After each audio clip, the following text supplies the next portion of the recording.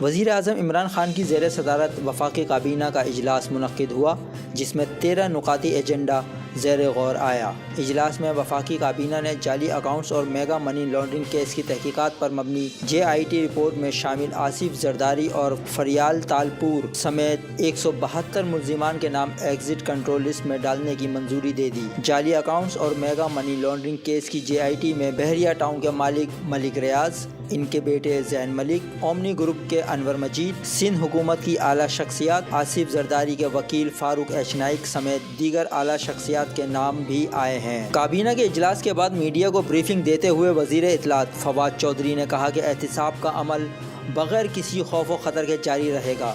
JIT report کی روشنی میں 172 لوگوں کے نام ECL میں ڈالے جا رہے ہیں اور آصف زرداری کے بغیر تو JIT رپورٹ بھی نامکمل ہے۔ وزیر اطلاعات نے کہا کہ وزیر اعظم فاٹا کو جلد قومی دھارے میں لانا چاہتے ہیں اور اسی ویژن کے تحت فاٹا میں جون 2019 سے پہلے صوبائی اسمبلی کے انتخابات منعقد کیے جائیں گے۔ فواد چودھری نے کہا کہ کراچی کا امن ملکی معیشت کے ساتھ جڑا ہوا ہے۔ شہر میں امن کے لیے فورسز نے بڑی قربانیاں دی ہیں اور اب کراچی کا امن اچانک خراب کرنے کی کوشش کی گئی۔ علی رضا عابدی کا قتل بھی اسی سلسلے کی کڑی ہے۔ وزیر اطلاعات نے کہا کہ MQM South Africa gang Karachi میں متحرک ہے۔